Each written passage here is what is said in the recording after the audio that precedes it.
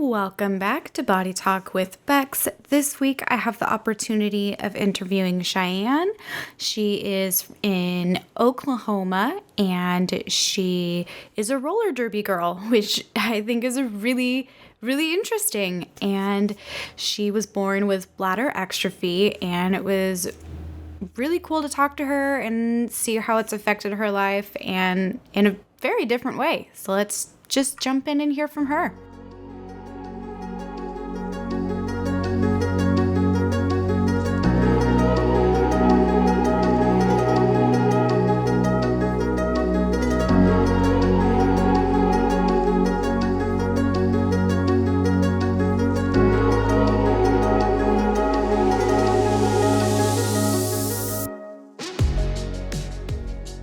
So you also had bladder exstrophy. Was it traditional bladder exstrophy or? Yeah, I had the classic ye old bladder exstrophy. Just the straight, your base level bladder exstrophy. Do you know if your parents knew ahead of time? They did not. So I'm 35. I was born in 87, and that just wasn't a thing that you could know. Yeah. Pre-birth at that time. So no, they had no idea, and they were very young. They were 19 and 20 when they had me. So my mom has told me before that she's actually glad she was so young because she was so young she didn't fully grasp like the gravity of the situation. Okay. Whereas if that had happened to her when she had a baby in her 30s, she probably would have freaked out a lot more. Right. That makes sense. Do you know kind of like the events of right after you were born? Yeah, I do. So I was born in 1987 at Tinker Air Force Base, which is in Oklahoma. My dad was actually Army, but the Air Force Base just happened to be the nearest military facility to where my mother was at that moment in time. I was born. My dad was not there. He was in San Antonio doing some pet training. But yeah, I was born, and the doctors were like, "We don't know what this is. We don't know what's happening." And they sent me to the hospital in Oklahoma City, which isn't very far from Tinker. And the hospital in Oklahoma City was like, "We don't know what to do with this. Like, this is beyond us." So then the conversation, quickly became, okay, who does know what to do, and where's the closest facility? Because again, in 87, doctors talk to each other in much different ways than they talk to each other now. And so there were people working on bladder exstrophy around the country, but it's not like they were in super close contact, or you could just, jump on the interwebs and Google something. So eventually it was decided I would either go to the Mayo Clinic or Johns Hopkins. And I ended up being sent in an Army plane to Mayo Clinic in Rochester. And then I think my mom and dad joined me at some point, and my grandma joined me at some point in the future whenever they could get their stuff together and fly over there. But yeah, that's where I ended up having the initial closure. So sorry. I was just going to ask if your dad was kept in the loop, like right when you were born, and it was clear that you weren't, fully formed properly. As far as I know, yes. I also know that he was trying to get there in time for my birth, but didn't make it. So his knowledge of the situation may have been delayed a few hours as he was on a plane or whatever. But yeah, he knew, and then eventually got to Oklahoma and went with my mom up to Rochester. That's nice to hear that they were trying to keep him like in touch and like in the loop with what was going on. Yeah, I'm sure it was probably like a lot of my family doing it, but also all of that was done through the military facilities that we were connected to through him, because he was the one in the military. So he probably got a lot of the phone calls before my mom did. Yeah. And so did your first closure go well? Yeah. I was there, but like, I don't remember. So as far as I know, yes, I know that they didn't do the hip thing, and I forgot what that's called, but like the pubis bone not fusing. I know they told my parents it was optional. My parents were like, "What? We don't want to do that. That sounds terrible. Like having her in a cast for months sounds terrible." And I wish they had, because it's caused a lot of problems since then, but they didn't know any better.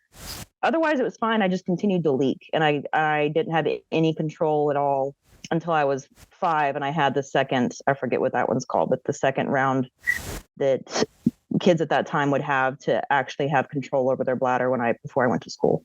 So, most babies before they're potty trained will their bladder will fill up and then they'll release it all at once. And my mom said it wasn't like that for me. It was kind of a constant changing situation because I was just constantly leaking. There was no moment. Okay. Yeah. So you were so young, I don't know if you remember, but were you able to tell if you had to go? I don't really remember my surgery. I had that surgery when I was 5 that allowed me to be able to tell when I had to go. Before that, I really don't remember. Yeah, I figured. Yeah, That's a long time ago to remember that specific. It was a long time ago, and I was super young, and yeah, I don't remember. I'm sure at some point there had to have been a change in sensation from when I could and couldn't, from when I couldn't hold it to when I could, but I don't remember that moment in time. That would have been in 1992, so. That's when I was born. Well, so we're in similar generations. I'm sure you've told your story on the podcast before, but was it similar in the scramble to like figure out what was going on? And yeah, I've told my story before on the show, but essentially the doctor just took me away from my mom and didn't even tell her what was going on. Mm-hmm.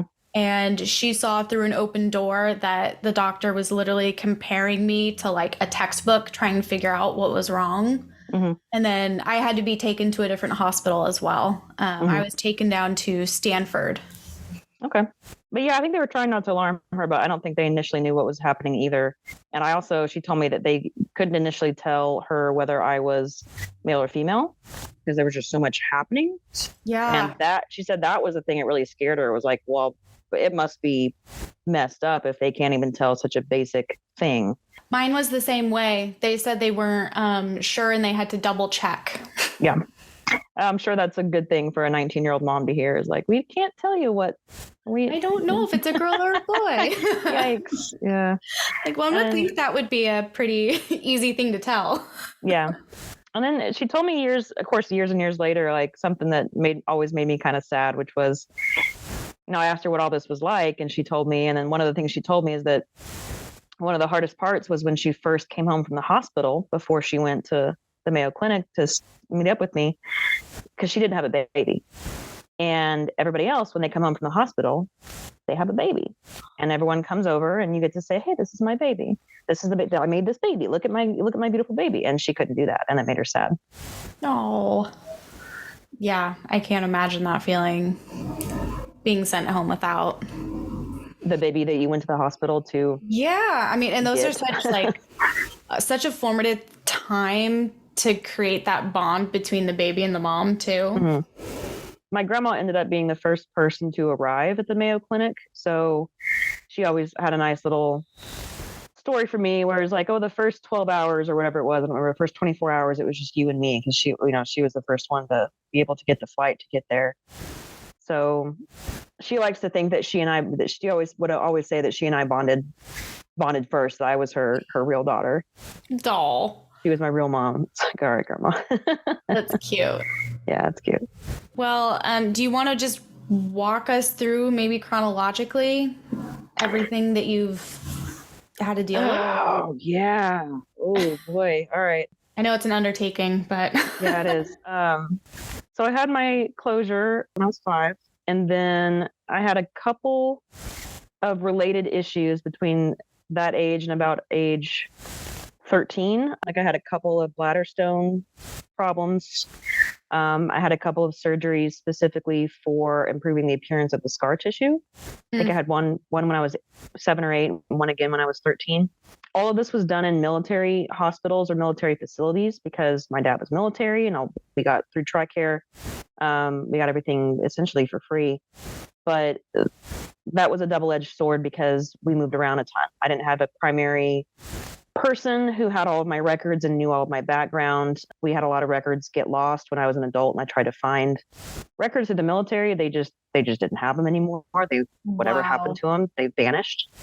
So, as an adult, I'm actually going to see a specialist here in Oklahoma City week after next, a bladder exstrophy specialist, and he's asking me questions about who my doctor was in 87. And I'm like, and I asked my mom, and she's like, well, I don't know. So we had to do some detective work to even figure out who it might have been. because there's just those records are gone. The military's not. You'd think they'd be better at record keeping. Yeah.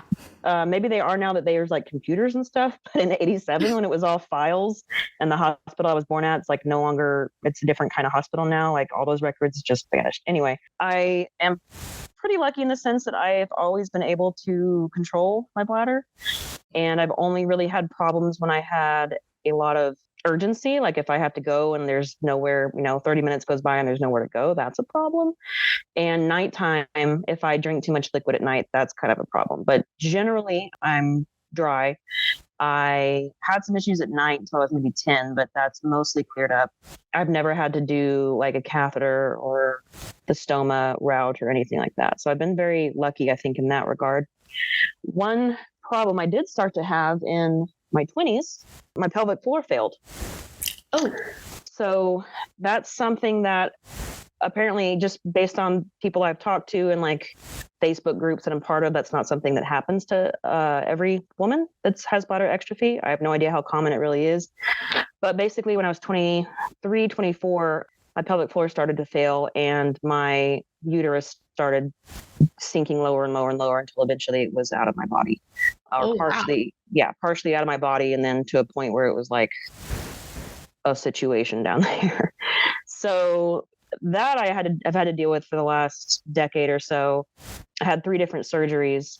The first 2 actually failed, and then the third one, I was like, okay, I'm going to a head honcho somewhere. Like I'm going to a specialist. I'm going to a bigwig who knows what he's doing and who ran me through 15 million tests beforehand so that he could, accurately get it done. And that was in 2016, and it's been good. And I'm not exactly following his instructions the way that I probably ought to. So like, if you're listening to this podcast and your doctor tells you to do something, you should probably do it. Don't be like me, do as I say, not as I do. But I was told after this pelvic floor surgery that even after the healing process was done, that I should avoid weightlifting, which I don't. I avoid very, very heavy weightlifting, but I lift multiple times a week, and avoid anything with like heavy impact. But I play roller derby and I hit people and fall down all the time. So I'm actually opposite of instructions. His name is Dr. Zimmern. He's at the University of North Texas Medical Center, and he is French. So when I asked him if I could still play roller derby, he was like, what is that? Like, he was French. He'd never heard of it. And I described it, and he was like, oh yeah, you can skate around, just don't fall down. And I was like, okay. You might want to look up some YouTube videos. I won't fall down, sir. Anyway, so that's been my big thing. And then kind of a follow-up or an addendum to that is that before my last surgery, they suggested that I have my uterus removed because that is the heaviest organ in the female body that the pelvic floor holds up. And that was like a big deal because it was like, well, if that happens, you can't have kids. I don't have any kids. So I would never have kids of my own. But to me, that was worth it because as badly as my pelvic floor was failing, I really didn't think carrying a child would be anything that my body was capable of anyway, or at least not without like 8 months of bed rest or something ridiculous. So yeah, I ended up having, when they did the last surgery to repair my pelvic floor and really, pin my organs up there, they also took out my uterus, had a partial hysterectomy with it. Wow.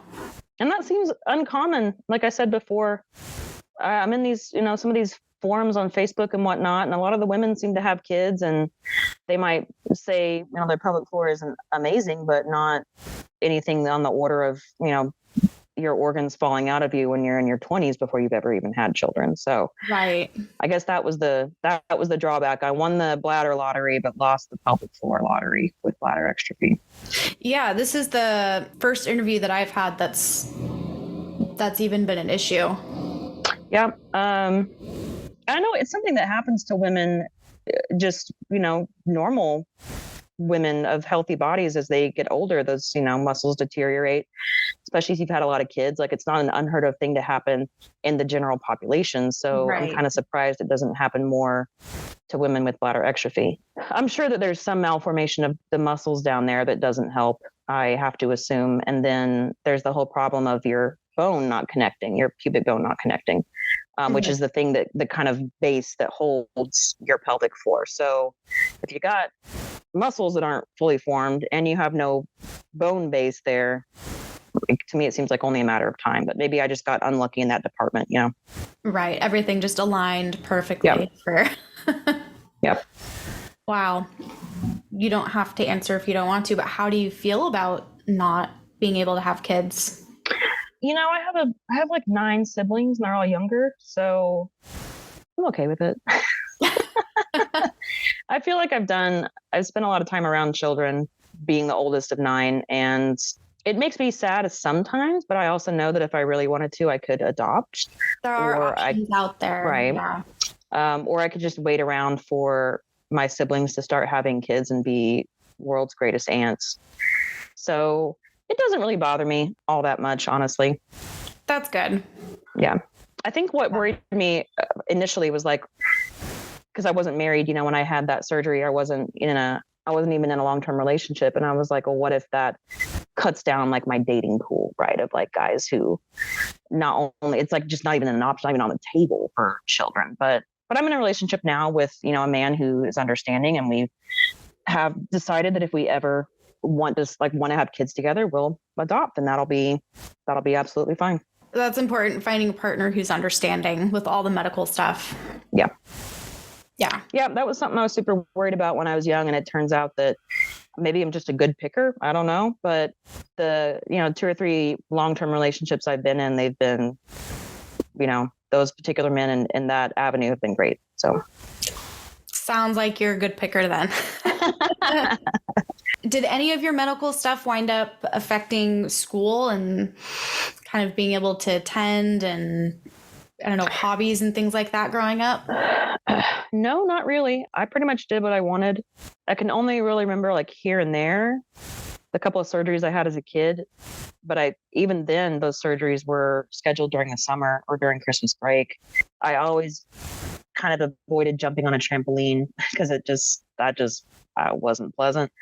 And as I mentioned before, I just had a lot of trouble at night for some reason. I used to be a heavier sleeper, is probably part of why I was always super embarrassed at parties, sleepovers, who's going to see.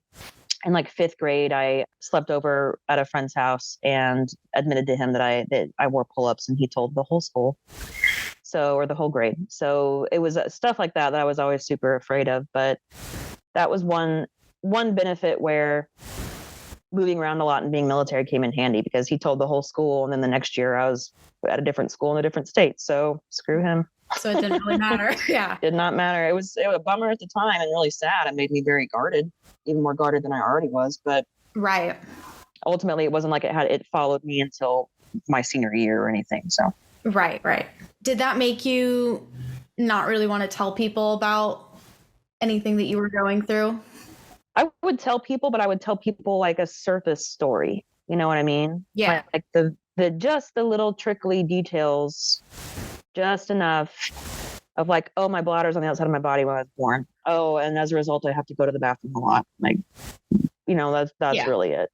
And then as an adult, I'd be a little bit more honest or open about it, especially after the pelvic floor stuff started, because I'd started playing like roller derby at the time, my uterus was mostly out of my body, and I was still playing a sport. I should not have been, kids, but I was. And 6 months later, after I started, I went ahead and had the surgery. And so I kind of had to explain to some of my teammates, because they actually cut my abdomen open. It wasn't performed vaginally. So I had to kind of explain why I was out and why I was having a surgery performed through an open abdominal surgery and not just something lighter. But, when you're an adult, people just understand a lot more. And when you're kids, it's like, if you're different, you're a weirdo. And if you're a weirdo, you're not cool. And I think today, it seems anyway, like there's a lot more acceptance of different people and like a lot more anti-bullying campaigns and like concentrations on that. But in the mid 90s, your only real avenue was to go tell an adult. And sometimes that made it worse. So. Right. Yeah. Can you, I guess, then tell us about how roller derby was with all of that going on? I mean, I can't imagine how you really handled that. I mean, I don't know a whole lot about roller derby either, so all I know is it can be violent. Yeah, it's a full contact sport, and it's very high impact, and it's played on roller skates, of course. And really, the whole goal is to use your body to knock into other people and try to lap them on the track to score points. Obviously there's a lot more to it, but that's for the purposes of this conversation, that's what it is.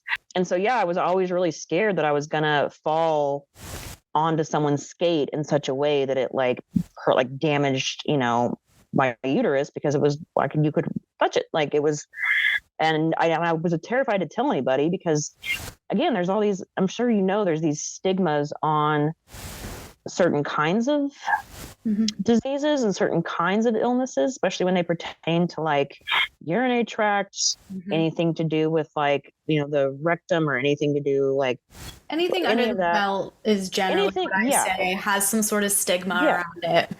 Yeah, and I'm sure that the people around me would have been fine and understanding with it, but it was still something I wasn't willing to share. And even now, years later, I've only told a handful of people in my league my uterus, when you first met me, my uterus is outside of my body, and they were like, what? And I'm like, yeah, dude, it's back in now. But at the time it was all the way out there, and I was just irresponsibly roller skating and falling down and getting hit and stuff. You're lucky you didn't have any big accidents with that.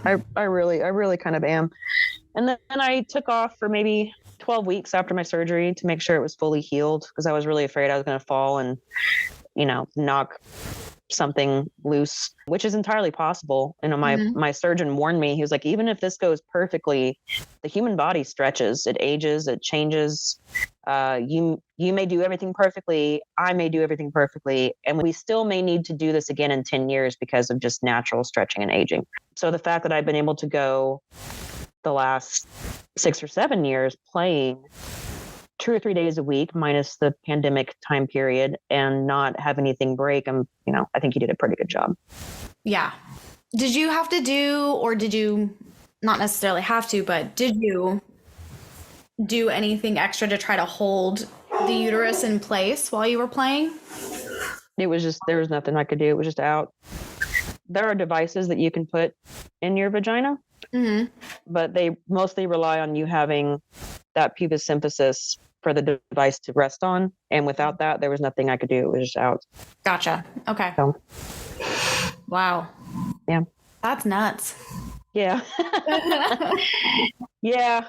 It's hard. It's a hard feeling to describe, but I tell you, when I woke up from that surgery after the multiple days of pain, of course, but I could stand up and no longer felt this organ bulging.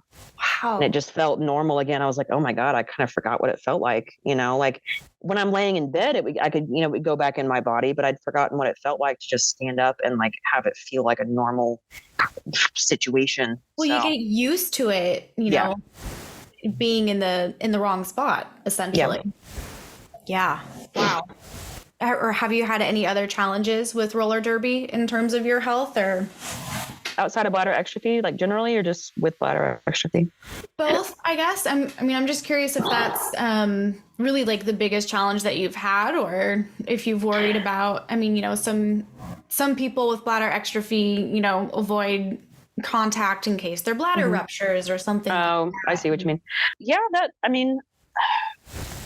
I think if that was going to happen, it would have happened by now. Fair enough. Which, knock on wood, but it's such a niche thing. It's who am I going to ask?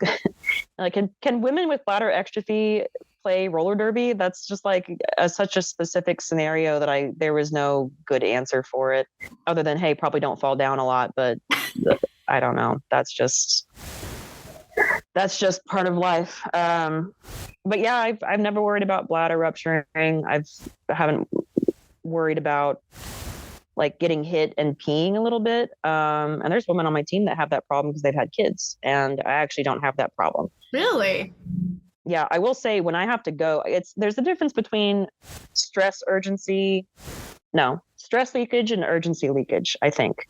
Correct me if I'm wrong, but one is stress is I'm jumping rope and I leak. Yeah. Right. because stress is on. And then the urgency is like, I have to go to the bathroom right now or I'm going to leak. Right. And that's the problem that I've always had, is not the stress. It's the, I have to go right now. I've got about 10 minutes before it's going to be a problem. But, I manage that just by making sure that I'm go to the bathroom before, at halftime, just at intervals throughout my day, especially involving practice. And then when I used to teach, I don't teach anymore. But when I used to teach, I had the same kind of a thing. I had a certain schedule and I had very specific times, like before this class I pee, in the middle of that class I pee, before lunch I pee, like very specific times. And if I missed any of those times, it was probably going to be a problem. Okay, so I want to backtrack a little bit because I realized there's a question I didn't ask. So I've never had a bladder stone or a kidney stone. Can you talk to us about what that felt like and how you had to handle that? Probably can't say a ton because I was very young when I had those. I want to say it was when I was maybe 6. I just remember it being very, very painful. I remember getting a UTI later in life and thinking that the pain was similar. I know that kidney stones are worse, and I assume it's because your kidney filters blood. And so if your kidney's not working, your whole body's kind of having a rough time. But with the bladder, I just remember it being very similar to a UTI, just more painful. Okay. But somehow I think the doctors thought I was going to continue to have issues with bladder stones because I had stones back to back, like 2 years in a row, or maybe even the same year. And then I haven't had any since then. Well, yeah, I mean, a lot of bladder exstrophy people do have trouble with bladder and kidney stones. Mm-hmm. It's a pretty common problem. Yeah, I have not, to my knowledge anyway, had one. So I've had plenty of UTIs, but have not had stones since I was a kid. You did have a lot of UTIs then too. Yes, I did. As a kid, later as a sexually active adult, a lot of UTIs.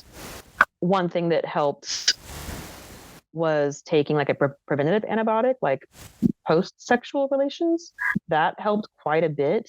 But even with that, I still get them more often than the average person. Right. And sometimes I get them, even as an adult, I still sometimes get them unrelated to sexual activity. Usually because I'm not drinking enough water. I was going to say, you haven't had a doctor kind of look into that more? I had a doctor suggest that it might be something called interstitial cystitis, which from my understanding of that is basically like the lining of your bladder starts to deteriorate. And so everything that you drink irritates your bladder. But then another doctor did some tests and said, no, we can't find any evidence of that. So what was that called? Interstitial cystitis. I've never heard of that. Okay. I'm going to look that up later and add a definition. Yeah. It's actually interesting because my aunt has it. My aunt doesn't have any BE. She just developed it. It's just something people sometimes develop. But I think with BE patients having such a crappy bladder history and so much, issues and damage to their bladder, it's probably, I imagine, something that can happen more often with us. But yeah, basically when that starts to happen to you, anytime you drink something acidic or spicy or anything, it just really upsets your bladder. So it can start to feel like you constantly have a UTI, but really you're just, your food and your drink that your bladder is storing is irritating it. Interesting. Yeah, my aunt had to stop like eating tomatoes and stop drinking orange juice and like anything that was like overly acidic because otherwise it makes her feel miserable. With your UTIs, have you ever noticed if they correlate with like an urgency feeling? Yes, very much. Yeah.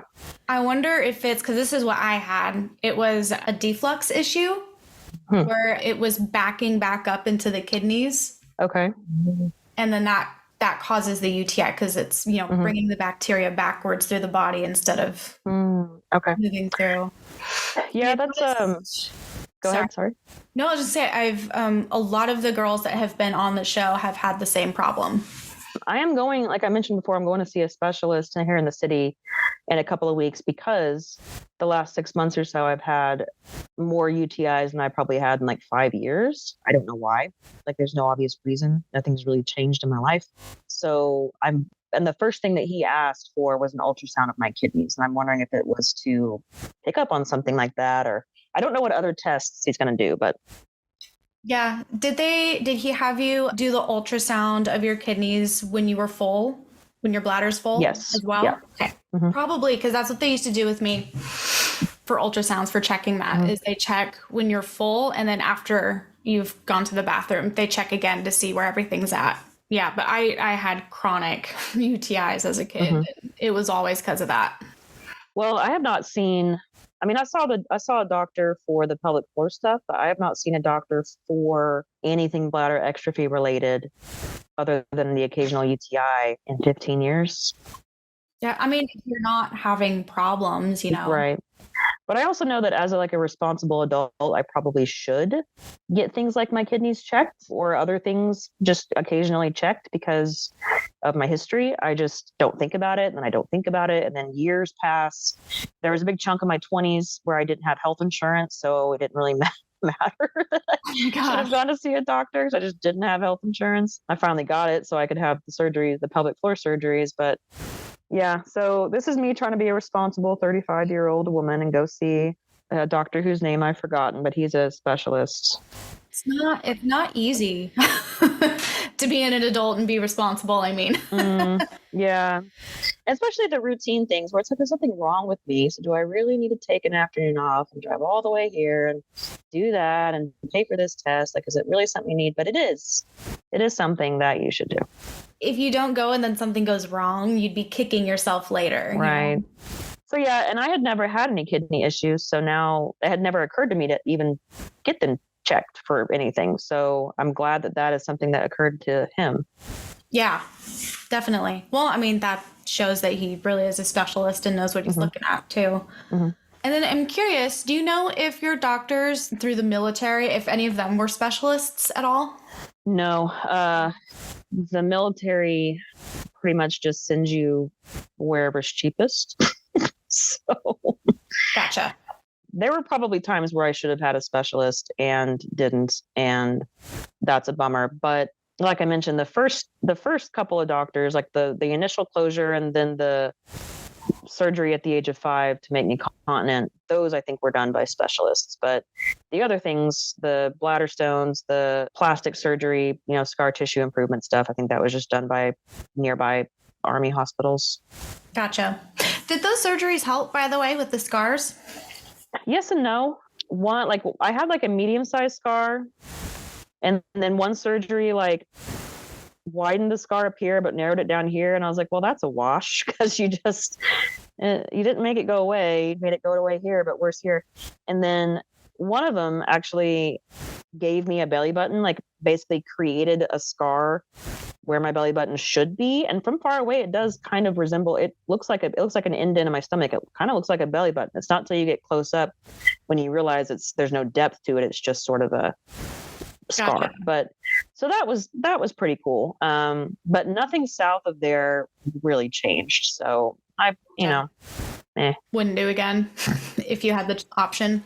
When I was a kid, I feel like the belly button thing was nice because, like I said, at first glance, it was an improvement, and that was a big source of like body image issues for me. As an adult, I don't give a shit. I don't give a crap. Sorry, I don't know. Doesn't matter. As an adult, half the time, like when I'm at roller derby practice, I'm in a sports bra sometimes, and I'm just like showing off my scars because now I have like laparoscopy. I don't know if that's the right word, but like not the one big scar, but now I have a bunch of like little scars as well from one like of the pelvic floor little surgeries. indent type ones. Yeah, like the little robot where they stick like a robot arm in there or whatever. I forget what it's called. So now I have the one big one down the middle and a bunch of little ones. And I'm always like, hey guys, want to see my scars? You want to talk about, you want to share scars? Because I bet I win. Like mine are cooler. But again, as a kid, you just want to fit in. You just want to be normal. So yeah. Do you think it was worth it just for the self-esteem back then? Yeah, and the fact that because my dad was still full-time military, that we didn't have to pay for any of that. Yeah. That helped. So, well, and just out of curiosity, do you have other kinds of practices that you like to do to like restore your body and wellness, like outside of roller derby? Like, do you have anything that you kind of center yourself with? I'm not super into that kind of wellness. I am very, very active. Like I play derby or lift weights most days, and I try to get like a certain number of steps every day, and I try to get enough sleep. Like I'm super into certain like health supplements, skincare, things like that. But in terms of like I guess the mindfulness practice, that's just never really been my thing. Like even going to yoga classes, I'm like, oh Lord, this is too quiet. I need to do something. Like this is boring, but it's just not my thing. But I do, I have like one thing I do that I guess could be considered like a form of like mindfulness is habit tracking. Mm-hmm. So I have a habit tracker and I just have like 10 things that I try my hardest to do every day to either do or avoid, like avoid eating fried food or whatever. And I've been trying to do that to just like see trends and really try to be more consistent with the things I want in order to reach the goals that I want. But most of them are like physical or skincare related. Okay. Yeah. I mean, it's all interconnected. So I just like to ask everyone what they're doing outside as well. Do you have anything, I guess, besides UTIs that you're still dealing with at all, or you're kind of just waiting around for your appointment? I'm mostly just waiting around.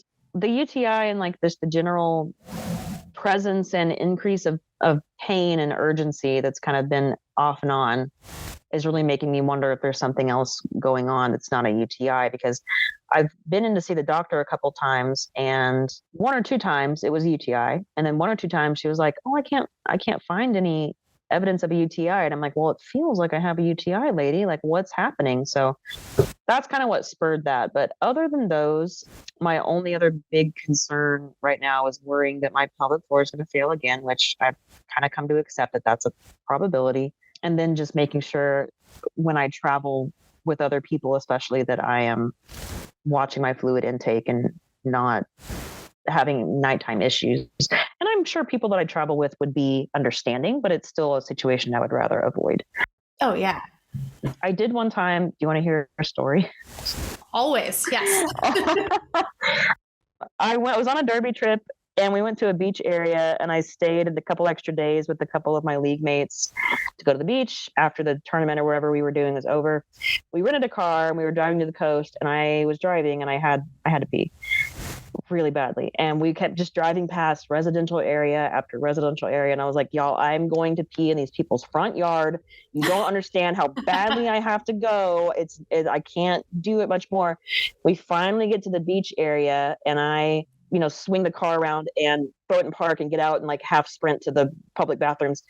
And I'd gotten back and realized that I had basically wet the entire front seat of this rental car. Oh no. And that one of my friends had sat in it to move the car. It was like, sorry. Oh no. I was mortified, but they were super understanding because like one of them's a mom of 4 and she has some issues with bladder control, like when she plays and stuff. So they were both super understanding about it, but I was absolutely mortified. But we laughed about it later, and I, told the story to a few other people on my team, and somehow the story telephoned accidentally and became I intentionally peed in a rental car front seat. And I was like, y'all, I would never. No. Like, what? Why would I do that? And they're like, I don't know. That's just what I heard. I'm like, no, I did not intentionally pee in the Hertz rental car front seat. Anyway. That's pretty funny. So I try really hard not to let that kind of stuff happen. I'd rather be dehydrated than for that to happen again. It was pretty embarrassing, but it's a good story now. It is, yes. And as long as you're with people who are good about it too. Yeah. Yeah. Yeah. It's the kind of thing I'm glad it happened as an adult, not as like a teenager, because I'm sure that would have been a different scenario, Yeah. I had a problem recently overnight at a friend's house. Mm-hmm. Girls had gotten together. We were having, just a girls' night in, watching movies, wine, that kind of thing. And we all decided to stay the night. And I remember just waking up in the middle of the night and just being like, oh, crap. Like, I've had a problem on this girl's air mattress. Like, I'm going to have to clean it up and all this stuff. And like, I'm bumping around in the dark and I've, never stayed the night there before. Nonetheless, had to like walk around in the dark. So I'm trying to find towels and like change sheets and things like that. And she got up and just like took care of everything, gave me a change of pajamas to have on, like was so sweet about it. But yeah, like as long as you're with people who are good about it, you can kind of look back and be like, man, remember that time? especially because I got a couple friends in our partying days that wet their bed and they didn't have bladder exstrophy as an excuse. They just drink a lot of margaritas. So Right. it's a thing that happens, regardless. Even if you don't have an excuse. Yeah. Yeah. But it is nice to have a scapegoat excuse. Do you have any other fun stories? Off the top of my head, no. That was one of the more recent ones. I've definitely been in the scenario where I woke up and there was an accident and I was just like either at a guy's house or something, and I was just too embarrassed and was just like, hope this dries by morning. I'm not waking this dude up. We just, we just met a few weeks ago. Anyway. Right. A few stories like that, but no, it hasn't been that bad. I actually feel pretty lucky as an adult.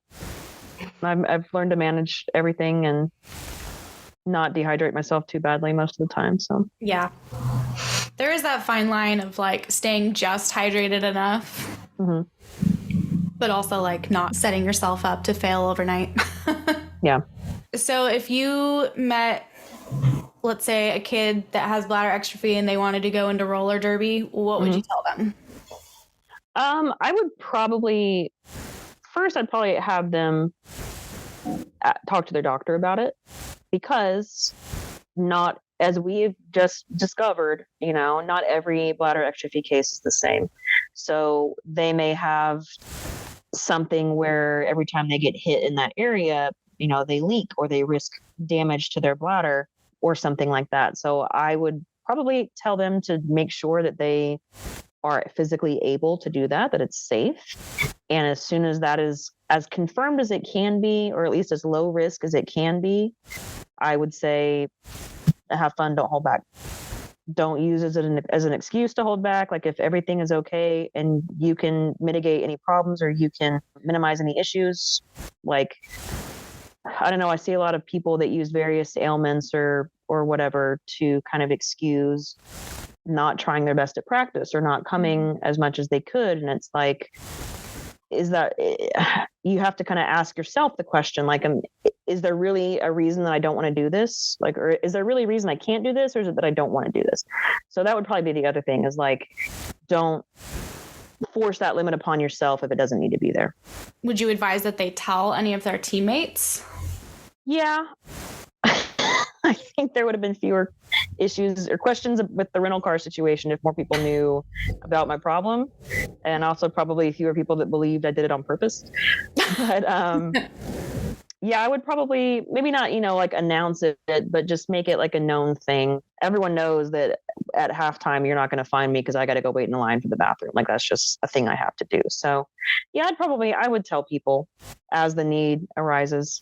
As you said, not like announce it, but at least to not go out of your way to hide it, I guess. Yeah. I'm trying to think if there's anything else that I've missed. I feel like we've kind of talked about most things. Yeah, that's all I can think of. We should have scheduled this after my specialist meeting so that if there was anything new there, I could have talked about it. But hopefully there's nothing new. Hopefully he's like, well, you look great. And then I go home, but yeah. I mean, if you feel up to it, you can feel free to email me any updates and I can add a little side note. Just say this is a check-in after her appointment. Yeah, I can do that. But yeah, I'm really glad that there's resources like this, because I mean, you're probably old enough to remember a time before the internet, or at least the internet was like just happening, right? Yeah. When we were kids, and you're the first person I've ever talked to with a face that had bladder exstrophy. Like, really, the first person I ever talked to whose voice I heard was Tom, and that was like a month ago. The vice president of the Association for Bladder Exstrophy community. Other than that, I've only ever seen people on like Facebook, and even that was pretty recent. Like when I was a kid, I didn't know anybody. I never met another kid with anything resembling exstrophy. Had no adults I could ask any questions to. Had no books. Had nothing. I don't know if any of that was even available. So just kind of flying blind. And I think it's super cool that there are people willing to go out of their way and take time out of their day and their lives to do that. And I'm mostly talking about you because I spent like an hour here talking to you, but you're the one that keeps something like this going and kids tuning in to listen to it. It's awesome. Well, thank you. Yeah, I mean, definitely, yeah, I didn't have any resources growing up. I didn't know anybody with bladder exstrophy. I had never met anybody else with bladder exstrophy until I started the podcast. It just kind of felt like something you needed to do, I guess. And then I started meeting people, and everyone has such a different story. And like everyone I've met through the podcast too has been so positive and like haven't let it hold them back at all. Yeah, and I've met a lot of scared parents too of like new kids with it. So I think it's something that needs to be out there to show parents like it doesn't have to be so scary. Like you'll live through it. They'll live through it. Yeah, and they know a lot more about what to do 30, 5 years later. So if I can turn out if you're not going to turn out pretty decent, then the kid being born now is fine. Totally fine. Mostly exactly. fine. Exactly.